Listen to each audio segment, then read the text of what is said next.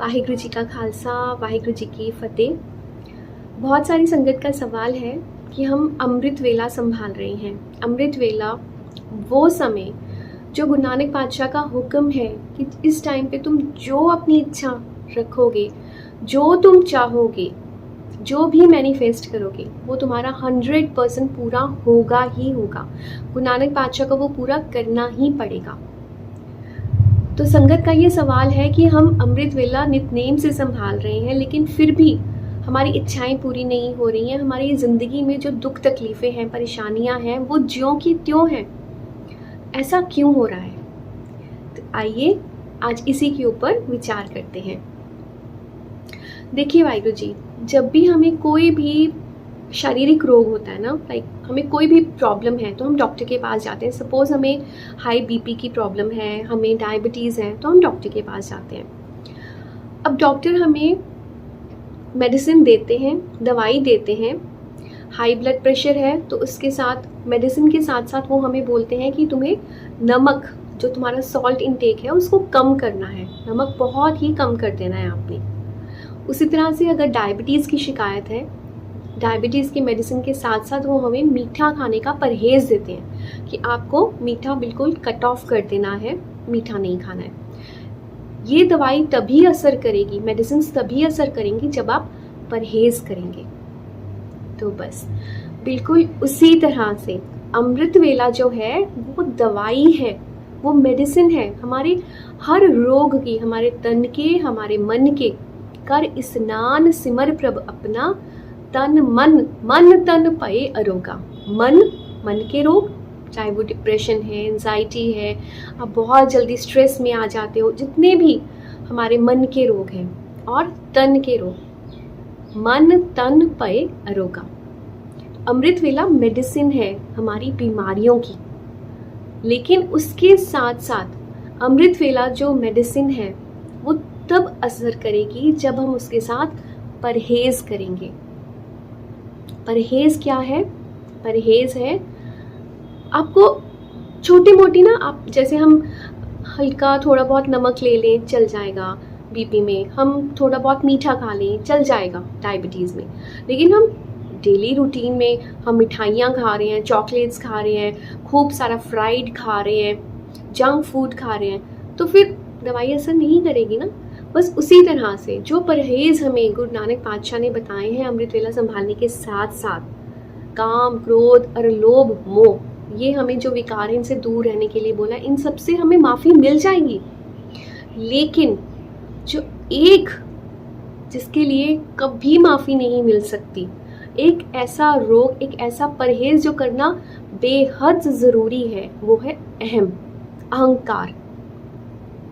अगर हमें अहंकार हो जाए अपने अमृत वेले उठने पे, अगर हमें ये अहम हो जाए अपने आप पे, हम अपने आप को बोस्ट करने लग जाएं कि मैं तो अमृत वेला संभालने वाली संगत हूँ, मेरे साथ कभी कुछ गलत नहीं होगा, या मैं अपने से दूसरों को नीचे देखने लग जाऊँ कि अरे ये तो क्या है, ये तो इतना लेट उठते हैं, 8 बजे उठते हैं, 9 बजे उठते हैं, मैं तो अमृत वेला संभालती हूँ, मेरा और इनका क्या मैच है। अहम आ गया ना, अहंकार आ गया ना हमें अपने अमृत वेले संभालने पे। तो गुरु नानक पातशाह समझा रहे हैं हमें यहाँ पे कि अगर तुम्हें अपने जल्दी उठने पे अहंकार हो रहा है तो तुम्हें उसका फल बिल्कुल नहीं मिलेगा।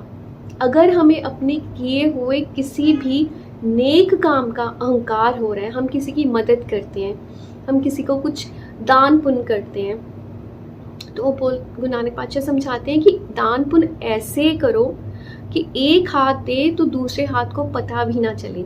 ये नहीं कि आप उसका बखान करते फिरें कि मैंने उसकी मदद की थी, वो बड़ी प्रॉब्लम में थे तो मैंने इस तरह से उनकी मदद कर दी, मैंने उनको जॉब पे लगवा दिया, मैंने उनकी फाइनेंशियली इस तरह से मदद कर दी, या मैंने उनके घर पे खाना पीना भिजवाया, मैंने उनके घर में राशन डलवाया। तो फिर वो जो आपका किया हुआ दान पुण्य भी है ना, वो ज़ीरो हो गया, आपको उसका फल नहीं मिलेगा।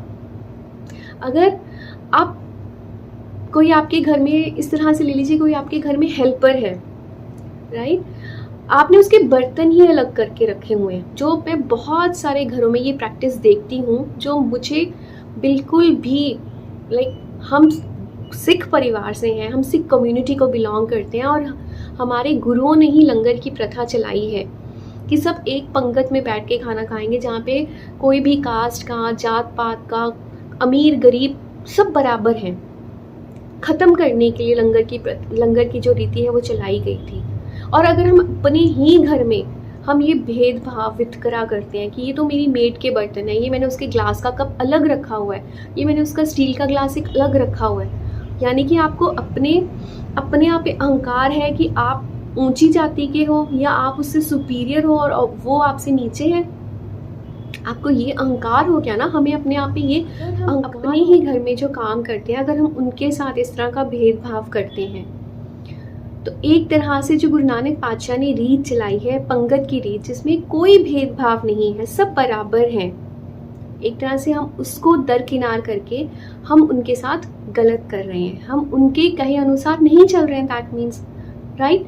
तो आप अहंकार किसी भी रूप में हो, चाहे वो आपके अमृत वेले का अहंकार हो, आपके नाम सिमरन का अहंकार हो, चाहे आपको अपने पद का अहंकार हो, आपको अपने पैसे का गुमान हो, नाम शौहरत किसी भी तरह का, कि हम कई बार क्या होता है ना, हम किसी को जो हमसे थोड़ा कम होते हैं, चाहे रुतबे में या पैसे में, या हमारे घर में कोई काम करते हैं, या हमारे कोई ऐसा रिश्ता है, हम उनको कुछ भी कहने से पहले ना हम सोचते नहीं हैं। हम सोचते हैं अरे इसको तो मैं कुछ भी बोल सकती हूँ, इसको मैं क्या ही समझती हूँ, ये कौन सा मुझे पलटकर जवाब दे सकते हैं। तो याद रखिए, जब हम अपने से जो कम है उनका दिल दुखाते हैं, चाहे हम अपनी वाणी से, अपने वर्ड से या अपने एक्शन से, हम किसी भी तरह से जब हम दूसरों का दिल दुखाते हैं ना, और वो आगे से हमें पलट के जवाब नहीं दे पाते, तो याद रखिए जब वो हमें जवाब नहीं दे पाते ना, तो वो जो ऊपर बैठे हैं वो जवाब देते हैं। और जब गुरु नानक पातशाह जवाब देते हैं तो वो लाजवाब देते हैं। इसलिए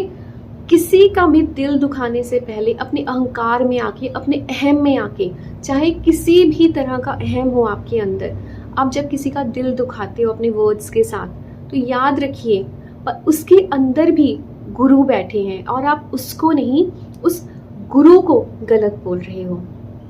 गुरु नानक पातशाह समझाते हैं कि अगर अमृत वेले का फल पाना चाहते हो, तुम इतनी मेहनत करते हो, सुबह जल्दी उठते हो और तुम्हें उसका गुमान हो गया कि मैं तो जल्दी उठने वाली संगत हूँ, तो जल्दी तो जो सड़क पे सफाई करते हैं वो भी उठते हैं, जिनको काम पे जाना होता है, जो कॉल सेंटर्स में काम करते हैं, जल्दी तो वो भी उठते हैं। अगर जल्दी उठ के तुमने नाम जप नहीं किया तो वो तुम्हारा जल्दी उठना भी वेस्ट है।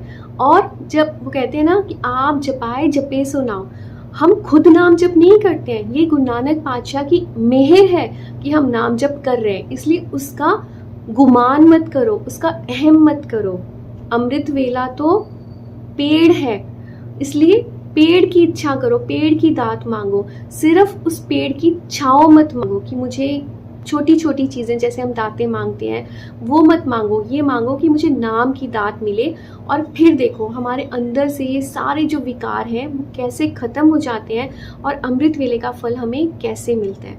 अमृत वेला संभालते हुए इन सब विकारों से जब हम परहेज़ करना शुरू कर देते हैं, और सबसे बड़ा परहेज़ जब हम अहंकार अपने अंदर से ख़त्म कर देते हैं, हम प्यार से बोलते हैं, मीठा बोलते हैं, किसी का दिल नहीं दुखाते हैं, अगर हम किसी की कोई हेल्प करते हैं तो उसका बखान नहीं करते हैं, इन छोटी छोटी बातों का जब हम ध्यान रखने लग जाते हैं, तो गुरु नानक पातशाह खुद आगे होके हमारी झोली खुशियों से भरते हैं।